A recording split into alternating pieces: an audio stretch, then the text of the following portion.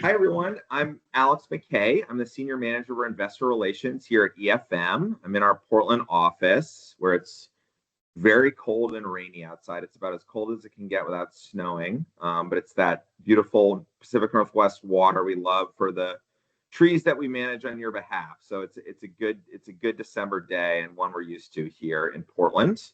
I'm joined by my colleagues and managing directors, Bettina Von Hagen, Amrita Vatsal, Chris Sweeney, and our IR associate, Colette Smith. This is set up as a webinar, so you're going to not be able to see the other participants, but you will be able to ask questions in the Q&A function. And if you're having some major issue, you can just email investments@efmi.com, and Colette will try to troubleshoot with you. She won't troubleshoot you.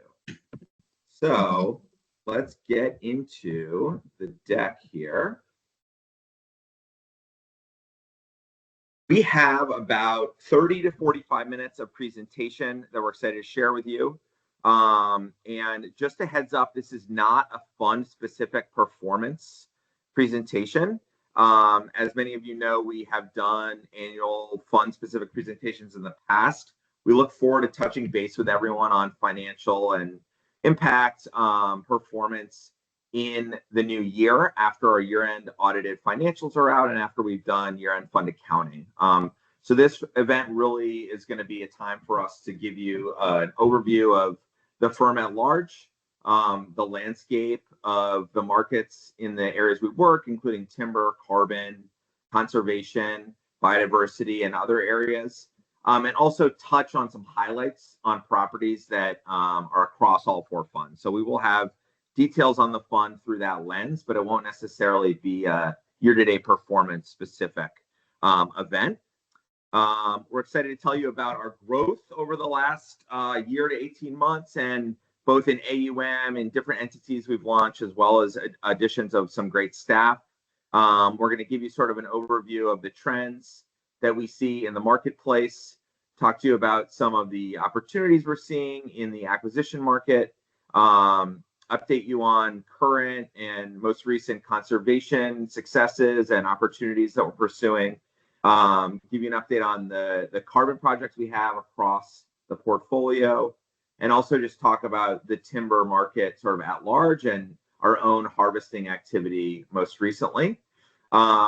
Give you a small preview of what's going to happen next year from sort of a general standpoint, and then just touch on some fundraising opportunities we have open for you if you're interested, and then open it up for Q&A through the chat that we'll facilitate with whoever we think is appropriate. I know that many of you touched base with us through your specific vehicle that you're invested in, and that sometimes it's tough to keep track of everything that's going on with EFM. So I thought we could just start with kind of a 30,000-foot view of where the firm is today, and all the different U.S. forestry entities that we're currently managing. There has been some significant growth over the last 12 to 18 months, and I'm sure some of you need to be updated. So what you see here is all of the entities that our team is currently managing for U.S. forest land. And on sort of the right side of the graph, you have the four funds, which comprise about half of all of our assets under management and advisory. Those four funds are in really different stages. We have on one side Fund 1, which is Evergreen, and Fund 4, which just launched and has raised its first two closes and acquired its first asset. The most sort of mature fund of the portfolio is Fund 2, which has its scheduled termination date next year at the end of the year, so about 12 months from now. And that's where we've had our most exits and sort of most realized success. And we're happy to talk about that later. And then Fund 3 is squarely in its management phase, where we have invested all of the capital.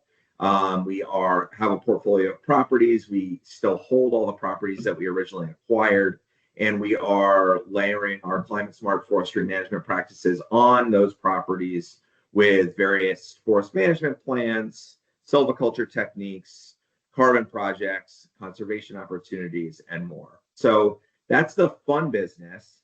And then you see a growing portion of the left side, at least for me, of this chart, which could be considered either joint ventures or separate accounts or direct investments, depending on how you look at it. So the largest of those is this Olympic Rainforest LLC, which you might have seen in your reporting as either ORF or ORH. It has a couple of different entity names based on sort of the specifics of the LLCs.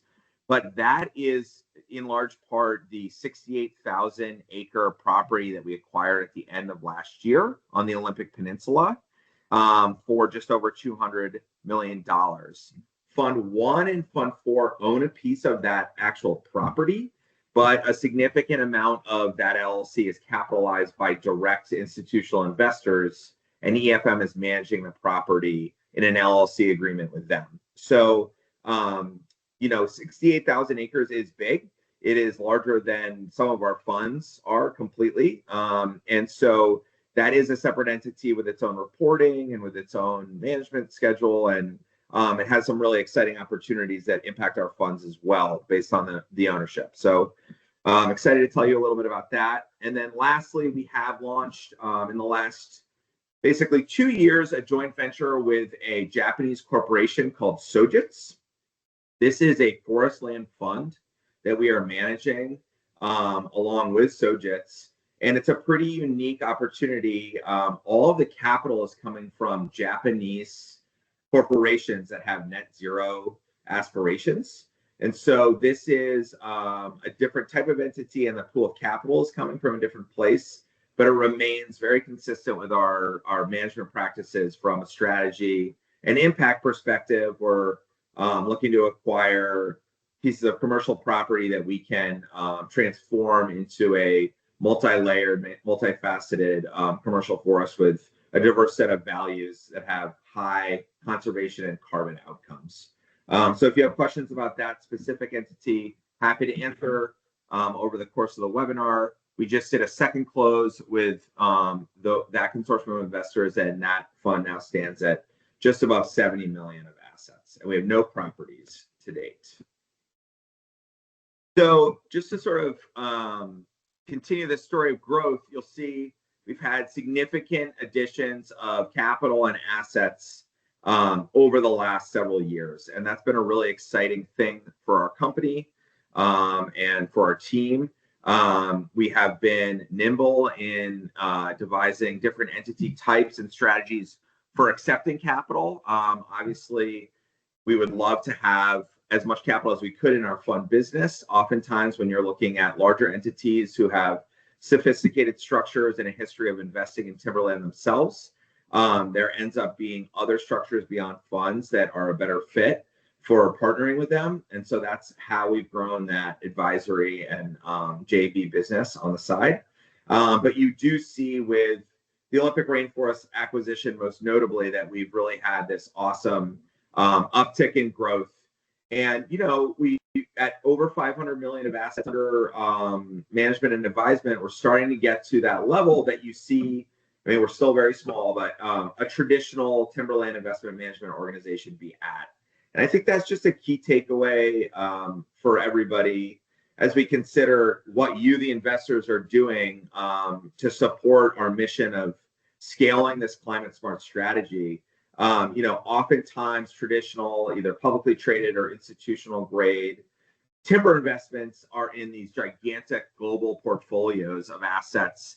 And that really allows them to have sort of a different style of raising capital and of creating returns. And, in a relatively low margin asset class, which is really has a different profile than traditional private equity, scale is really key in leveraging some fixed costs and economies of scope and scale. So, we're on the way to becoming a scaled entity that can start to really unlock some additional opportunities and profit based on scale. And so we just really appreciate that all the work the group here on the webinar has done to help us get there. Obviously, it's been a long, slow march, and we're really reaching that place we wanted to do where there's a step function in our growth. So thank you for that. Just one more sort of summary slide with a breakdown of the different funds. So always great to see a map. You see this property map here on the right, which now has properties in 4 different Western states. As we continue to scale Fund 4, we look to acquire properties outside of the West and the Pacific Northwest, but we remain really a manager that has a high concentration of assets in the coastal temperate rainforests along the ocean in Washington and Oregon.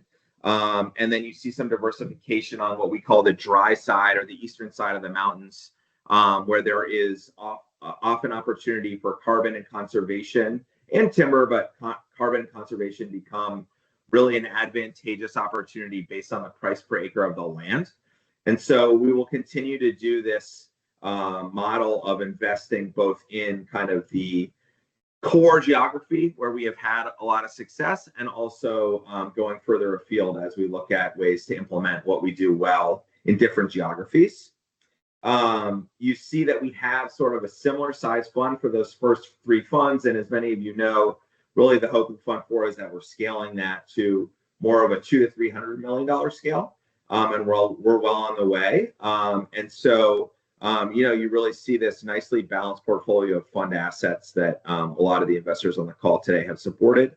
We've acquired 24 properties. We've done 6 exits. We're going to talk about that later. And, we have around 200,000 acres of land under management across the portfolio. With this growth of assets and acres comes a lot of responsibility. And we have a growing team that includes a lot of new folks that have joined in the last 12 months. And so what I wanted to do here is just throw it to our CEO and co-founder, Bettina Von Hagen, to talk about some of the growth we've had on our team over the last year, and let her start the bulk of the presentation on where we are from a landscape analysis standpoint. So with that, Bettina, I'll let you jump in here, and I will mute myself. Whoops, sorry about that. We'll go back. Thanks so much, Alex. Yeah, we did want to share with you some of the key team members that have joined in the last year. So Angelo is joined as a controller. We're very happy to have him. He has a lot of fund management experience in accounting and controls. And he replaces, of course, our long-term controller, Tim Herms, who we lost last year to cancer.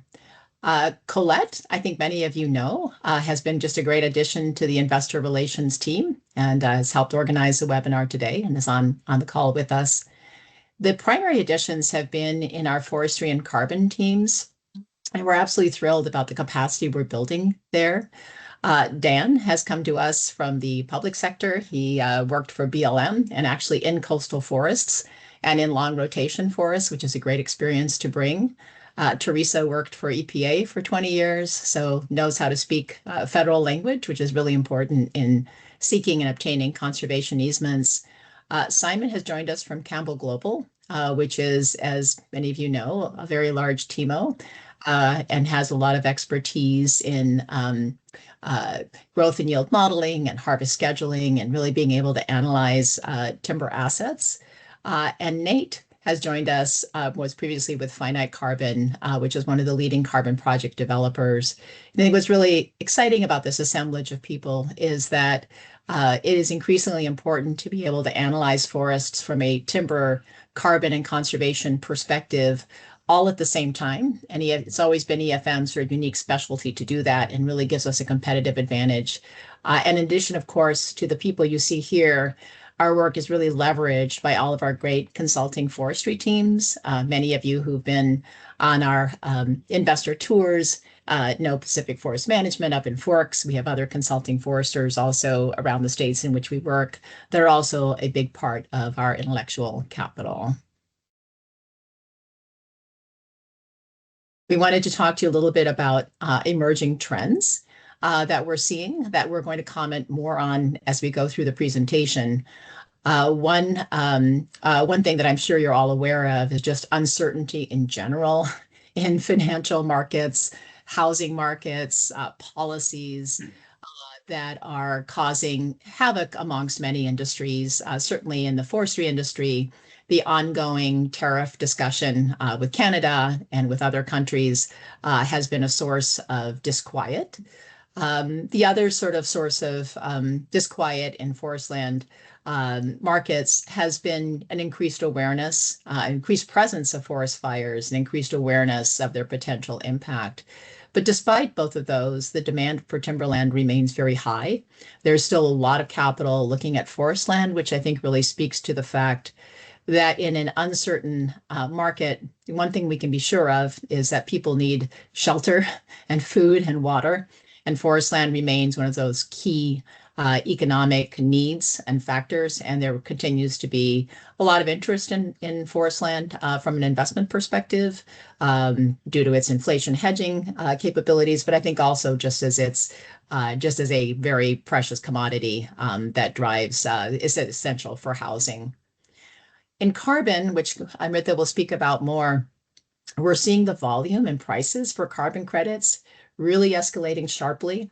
There are still just a small number of buyers, and the market remains fragmented. But there is a real desire for quality credits, and that is exactly where EFM has been positioned for the last decade. So that trend has really suited us well, and Amrita will speak more to that. The other thing we're seeing is interest in natural climate solutions and in biodiversity, really increasing sharply. This trend is really high in Europe, as you can well imagine, but also coming out of Asian markets as well. Singapore has become a real center for looking for natural climate solutions. And there's some really interesting trends in biodiversity that I think really suit us well. So interest in how to monetize biodiversity. We see markets emerging in the UK. We see markets emerging in Colombia. There's been a market in the US for a while. But we think this is sort of the one of the trends we're really watching, and one where EFM can have a strong competitive advantage, given that our forest management is very biodiversity focused and fish focused. And some of the exciting things that are emerging are just really an increase in the ability to measure biodiversity. What you see here is an example of eDNA. This is one drop of water or a small sample of water. And what you see in this diagram here is what's called sort of the circle of life.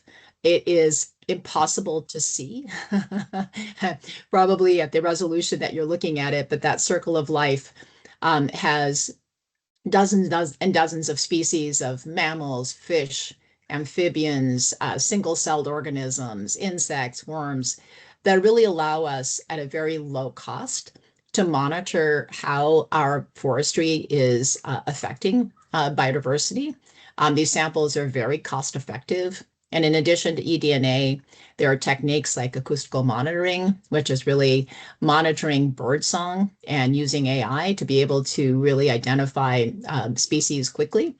And so all of this gives us tools to measure what we know has always been true, that our strategy really improves biodiversity. And now I think we have the tools to increasingly confirm that and really add to our story. And in general, I would say that all of these trends really benefit EFM. And we're looking forward to expanding on our market presence and really being able to combat some of the greenwashing in the market by real verifiable results through both our quality carbon and quality biodiversity impacts.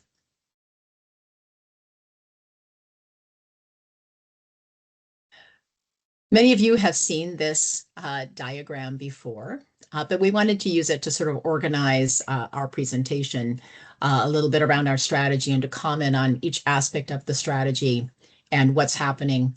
So in general, as you know, we're looking to buy forest land that is commercial forest land. So there is the ability to, there are mills present, there's the ability to really improve forest land. It is commercial forest land. But at the same time, that forest land has unique sort of carbon and conservation values that we want to unlock. And so our first step is usually to be able to lock in the long-term carbon increases, through offtake agreements and really de-risk the investment. And this is, I think, Alex's comment on scale. There are buyers really looking for scale. So our ability to buy properties at scale is really assisting in this, as it did with the Olympic rainforest. And then that really expanded to our other properties as well. Having locked in the carbon, We really look to monetize conservation opportunities through conservation easements, through restorations, in some case through habitat bank credits, and really be able to monetize the biodiversity that is improved through our forest management, and also to extinguish development rights so that the property remains as forest land forever. And where possible, also create public access opportunities so the forests really benefit local communities. The strategy also includes, of course, managing for forest health and producing high quality timber. By increasing rotations, we are increasingly able to access markets for high quality logs that come from older trees. And of course, as you know, we are FSC certified, and we're beginning to see increasing interest in FSC, in markets for FSC logs. And finally, our strategy extends not just for the acquisition of properties and the management of properties, but extends to the disposition of properties. We want our management and the enhancement to the forest and forest health, diversity, structural complexity to really be continue forever with the new owners.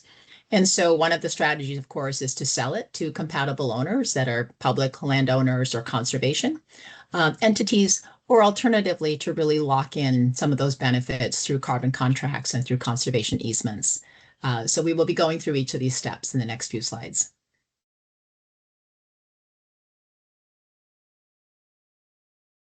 So in terms of timberland market and opportunities, we have purchased 9 properties totaling 130,000 acres with a value of over 300 million over the last 5 years. As we mentioned, the timberland markets are strong and deal flow is strong. At this time, there's about 1.4 billion of timberland that's either out in the market or in the process of being sold or out for auction. And so it just sort of illustrates the continued interest in this market and the continued opportunities. And of that large pipeline, we're looking at about 20 properties that are in diligence in our pipeline. We'll note, of course, though, that there is strong competition for forest land. We are seeing not only the domestic buyers that have been in the forest land for a long time, but also increased interest from European and Asian investors. Some of those investors are looking to US forest land to meet carbon obligations. So we have new and interesting entries into the forest land market. We are increasingly confirming sort of where we compete well. So we compete well on properties that have reasonable mill access, but are not sort of deep into a highly competitive mill market, and that also have the opportunity to monetize conservation and carbon. We really specialize in properties that have a whole range of different revenue sources that might prove too complex for a buyer that's just looking for a single asset, but that we have the capacity and the experience to bid well on that and to really be able to monetize those values. So passing it over to, one more slide for me. A little bit about conservation easements. They are a very, very big part of our strategy. What we're really looking to do, as we described, is to really extinguish the development rights. The most important things we can do for forestry is to make sure forest land stays in forestry. And the US, of course, has this wonderful instrument of conservation easements, which extinguish development value. To date, we have sold about 16 million in conservation and riparian easements, and we have a lot of easements that are currently in process across all of the funds. So the list that you see here in the slide, Kalawa is one that made the federal list last year, but has not been funded, but it is a strong candidate for easement funding.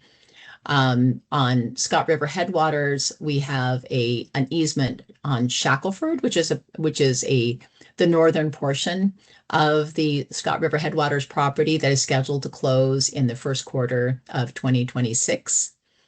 In our Fund 3 portfolio, we have Henry Creek, where we're looking to secure an easement to support sales of carbon associated with the reforestation project, and also have easements pending on the Quileute property in Fund 3 associated with the Olympic Discovery Trail, which is this 135-mile multi-use trail that is traversing the peninsula and is going to have implications really for all of the Fund 3 properties and for Olympic Rainforest. And finally, in Olympic Rainforest, we're looking to put the entire property under a conservation easement and are in the application process.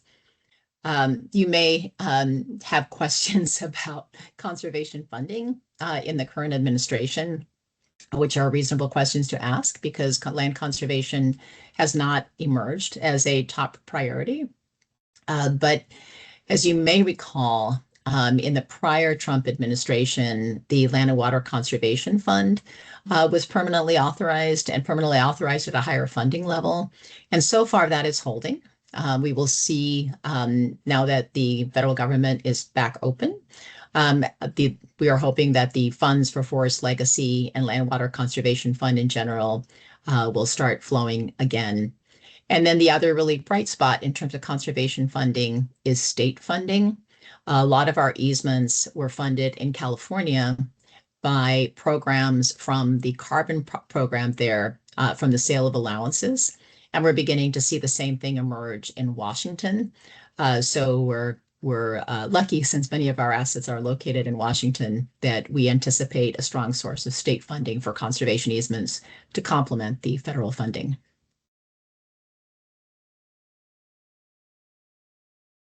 Great. So I am happy to pick up the baton from Bettina. We'll be talking a little bit about carbon markets. The carbon markets have been an important part of EFM strategy, and they've taken on a larger and growing part of our core value driver set over the last 5 years. We've primarily worked in the voluntary carbon markets. That can be best described as a market in transition.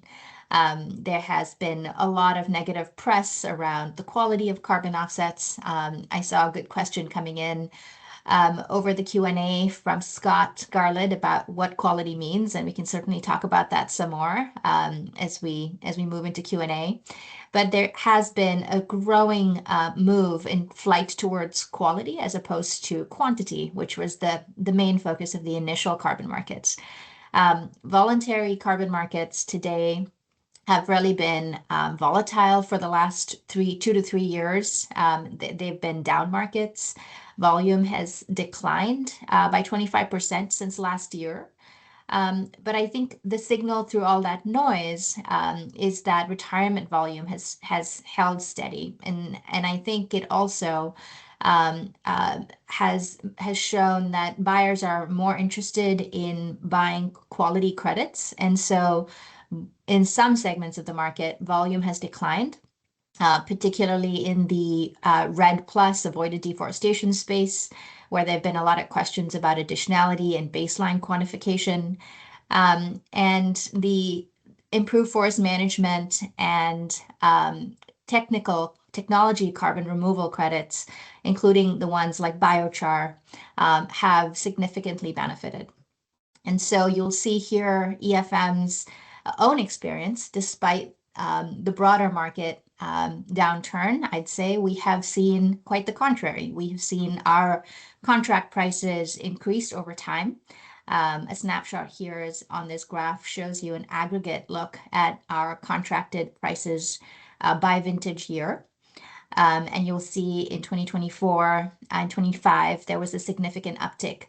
And we expect that to continue to rise, especially as demand is driven a lot by corporates that are trying to meet their 2030 goals. So there's a very strong demand signal and not a lot of high quality supply in the market today. I think that will start to change as we head closer towards 2030 and 2035. But for the moment, this bodes well for nature-based projects that can deliver significant volume of credits at sub-$100 prices. The other markets that EFM benefits from and will continue to access as we look at Fund 4 is the Washington compliance and California compliance markets. Both of these markets survived legislative challenges and have now established themselves as long-term credible markets. There is a lot of talk about integration of these markets. The Washington market is the newest one. Credit pricing there has been north of $50 consistently, and it's a very undersupplied market.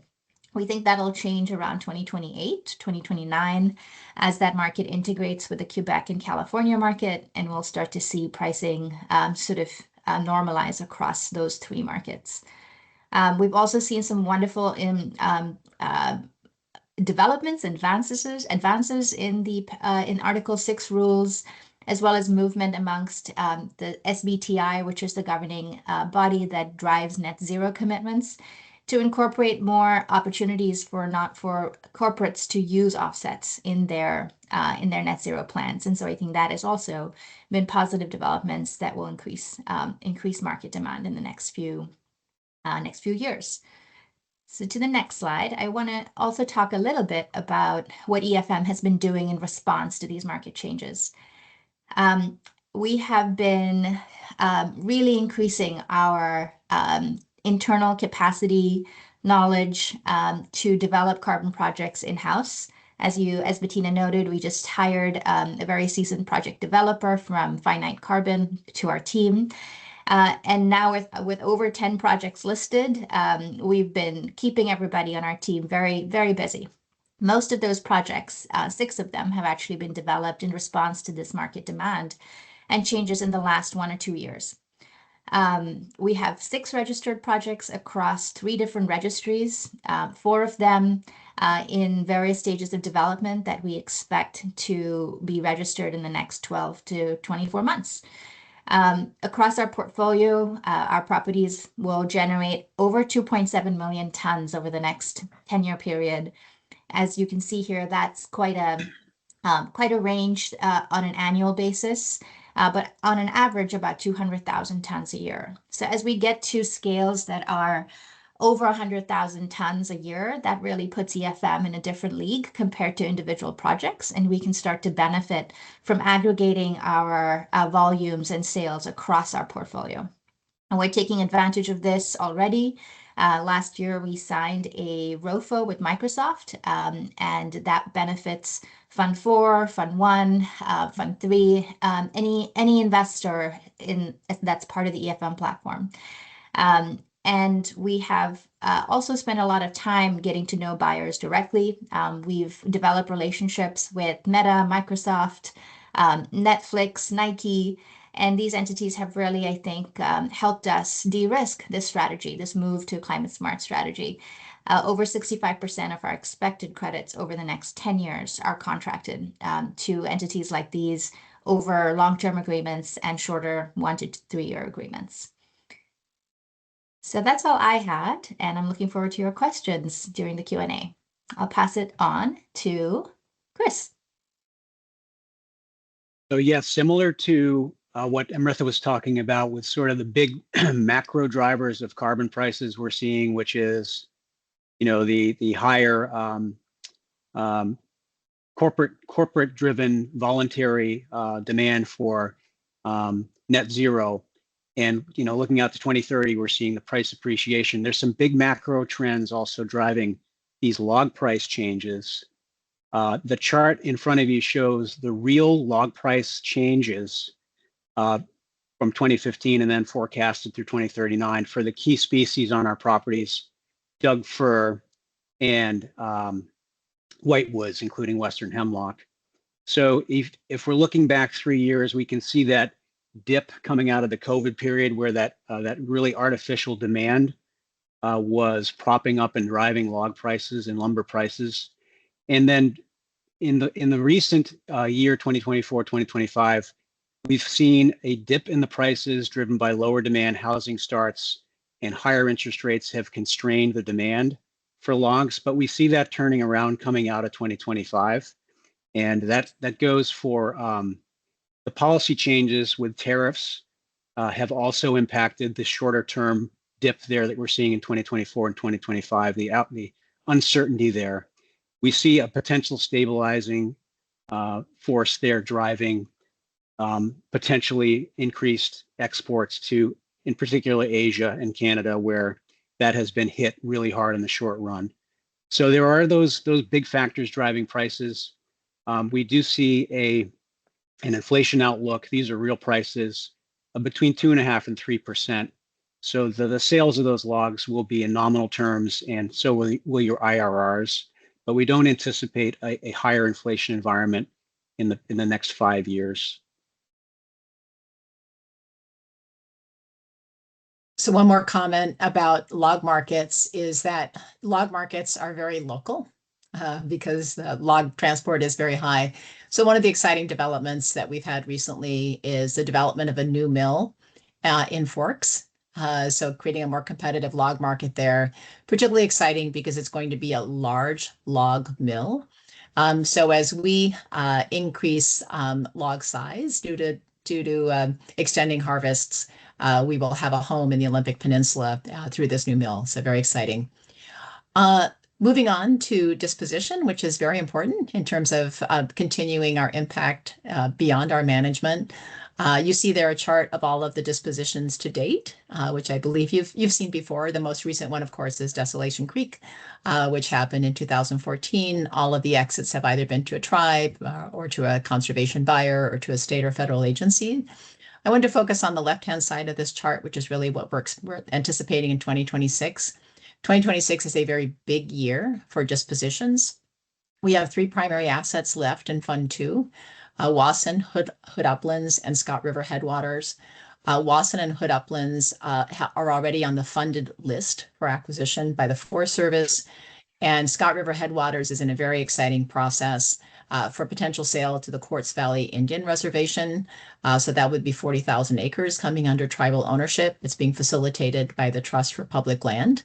There's already been preliminary approval of California state funding for that. We are in the appraisal process for all 3 of these assets.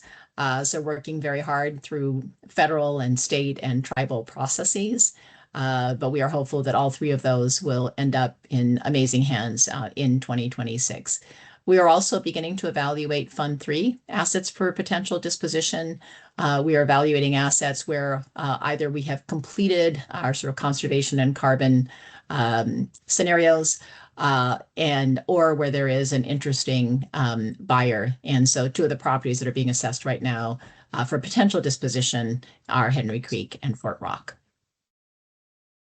And I just want to mention that the range of returns there for our actual exits are 9.5% up to 12 and 13% and 27.6. The dollar weighted across the fund complex is over 10% for our actual exits.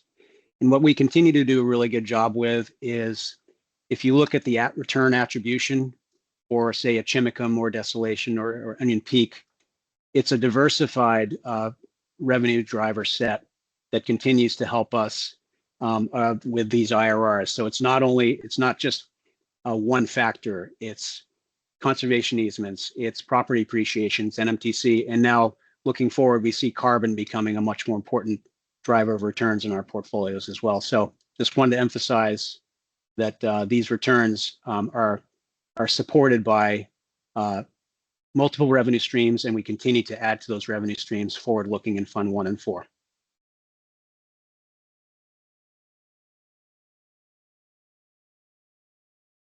Thanks, guys. I will jump in. Sorry for all this clicking back and forth. It's sometimes hard with a full screen. Well, we're getting to sort of the end here in the next couple of minutes. Please do ask any questions in the Q&A, and we'd be glad to answer them.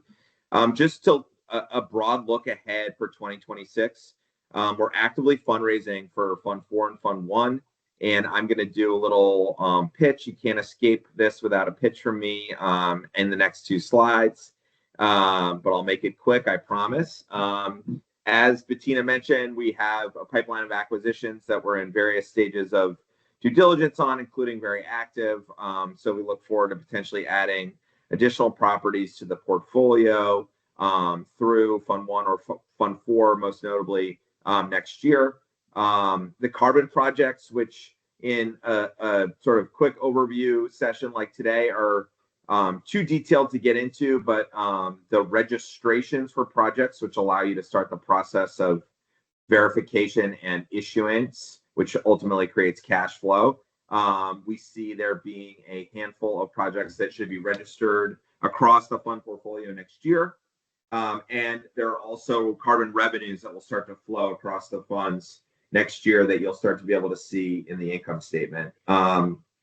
We are in the process of becoming SEC registered, and that should happen near the end of the year or in Q1. That's pretty far along. So we will be a SEC registered RIA, which we hope, both helps us in compliance, but also helps us as an institutional grade investment and potentially gets us on some brokerage platforms as an alternative.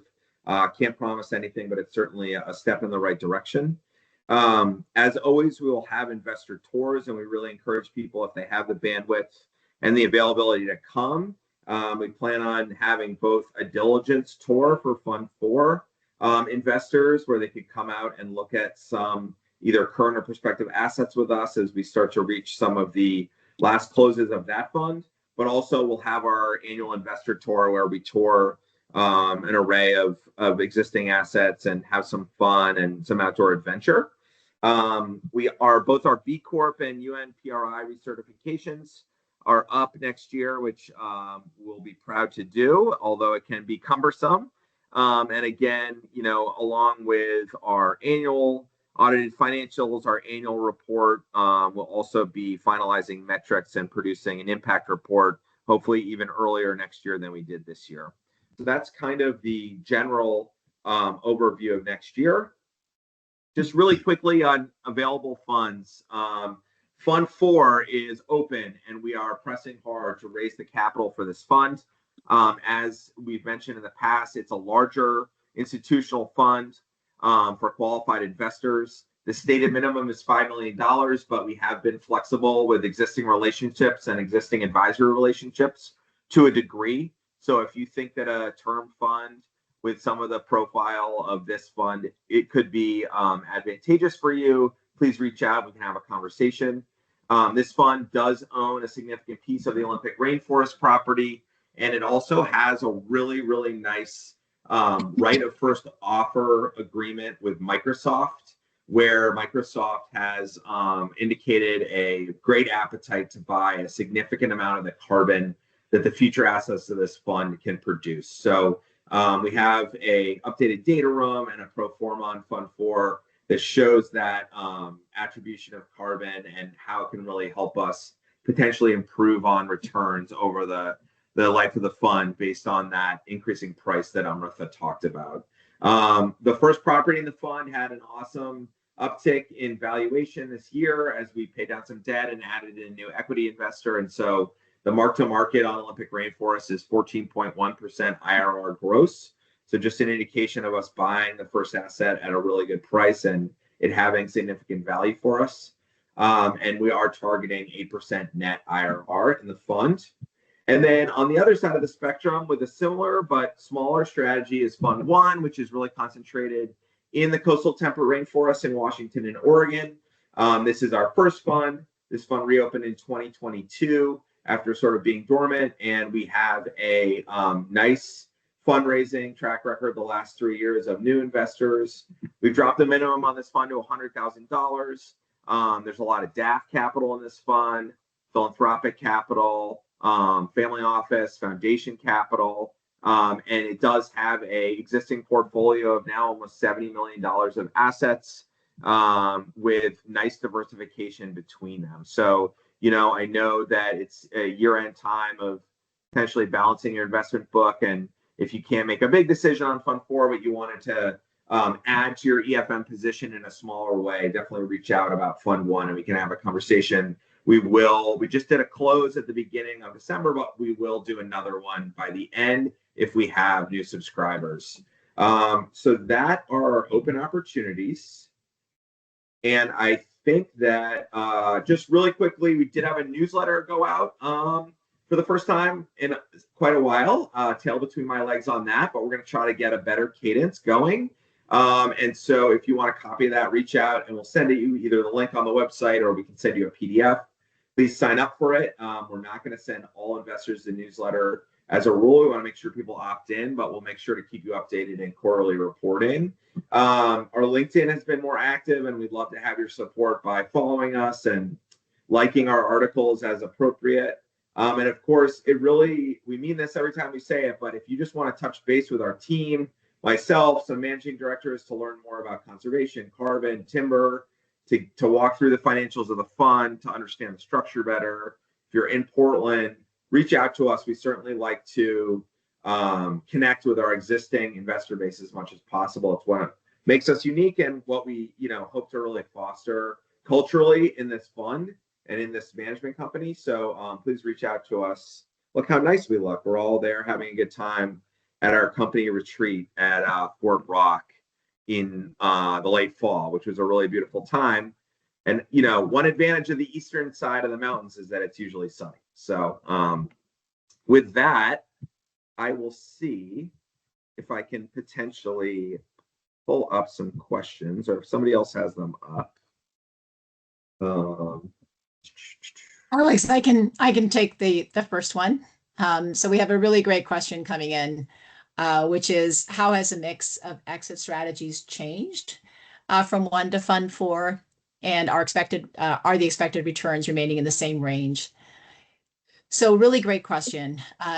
For Fund 1, a lot of our properties were, well, for Fund 1, for Fund 2, for Fund 3, a lot of the properties were in the sort of 10 to 20 million range, some of them in the $5 million range, which are really good sizes for transitioning those properties, for selling those properties to land trusts, to water districts, to federal and state sources that can really fund in that size. With Fund 4, looking for larger properties, for example, the Olympic Rainforest, which is a 68,000 acre property, that strategy of selling it as a single asset to one of those conservation buyers is a little bit more challenging. So our other strategy is to put things in place that really govern the management of the property over the long term. One of those is a conservation easement, which of course keeps it in forestry use. And then conservation easements can also have other sort of bespoke elements. You can protect riparian corridors, you can protect important features. It really depends on the funding source, but that would be our intent through the conservation easement. And then, of course, that's complemented by carbon agreements that we're putting in place for these properties, which dictate, depending on the methodology, anything for 40 to 100 years, of any carbon that's sequestered and sold needs to remain in place for that contractual period. So it really ties the property to a strategy of higher carbon sequestration. So that's while we'll continue to look for parcel sales to tribes and federal and state agencies, we're also really leaning on this other strategy of making sure that we have contractual agreements in place to keep the forest performing as we would like from a climate smart and public value perspective.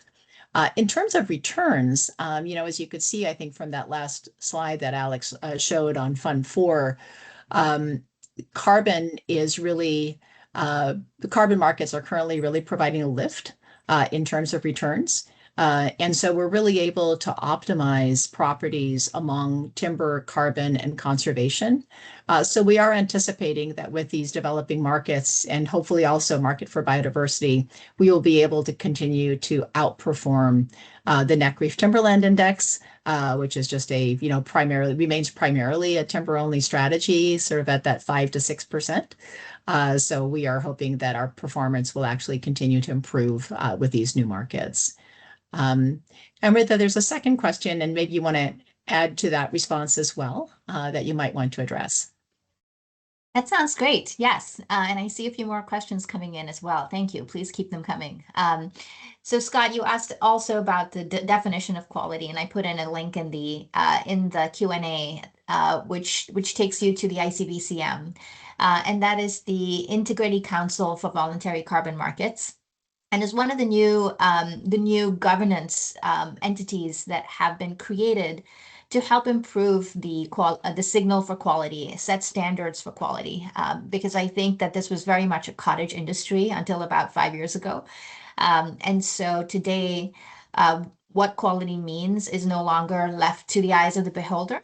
There are some very real quality criteria like permanence, additionality, transparency, the rigor around how baselines and the emissions are quantified, benefits to social and other stakeholders within community. All of these attributes are now becoming a lot more objective. There are third-party labels. The one that ICBCM espouses is called Core Carbon Principles. And so you can actually now begin to find carbon credits that are tagged with this label on registries.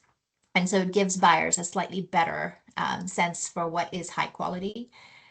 So that is one new mechanism. The second, which is more emerging, I would say there's still some maturity coming in this, is the ratings agencies. And so there are new third-party entities that are actually stood up, similar to Moody's in the bond markets. These rating agencies provide ratings, independent ratings for quality for carbon projects.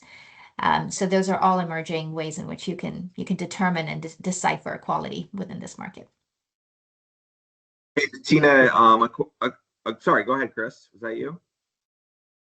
Oh, I was going to say, maybe we could just, it seems like the spirit of the next question is just kind of risk with the government as it relates to both conservation funding, but also to dispositions and our funds that are selling properties to the Forest Service. And maybe you could just give an analysis of how you feel, how great the risk is, but also maybe like how we might pivot in the event that there are challenges to our exit strategy when a government actor is involved. Yeah, so great questions. I think that there's also some specific questions about some of the Fund 2 assets. So first of all, we really, if we look back at our conservation funding sources, they actually have been primarily state sources. We've had conservation funding from the state of California, from the state of Nevada, from some private actors, and not to minimize the importance of forest legacy, because it's very important. It's a very important source, but we do see state funding being an alternative source. And in addition to forest legacy, there's also a program called REPI, which is a Department of Defense program that we think is being strongly funded, which has actually been the source of conservation easement funding for 2 of our properties in Fund 2. So there are alternate sources beyond the Land and Water Conservation Fund, should that be defunded. However, we are in close touch with our congressional leaders and with the agencies, and our understanding is that Land and Water Conservation Fund continues to be funded. As it relates specifically to our Fund 2 processes with Hood Uplands and with Wasson, our understanding in talking to the agency is that those funds for Wasson, for example, are already at the region level and have already been segregated. But we're aware that in this current environment, many things can happen. But our understanding is that those funds have already been reserved for these particular acquisitions. So there is always a risk in this administration, but we believe that the funding is in place. If anything should happen, those are really attractive assets. We will find other mechanisms for exit.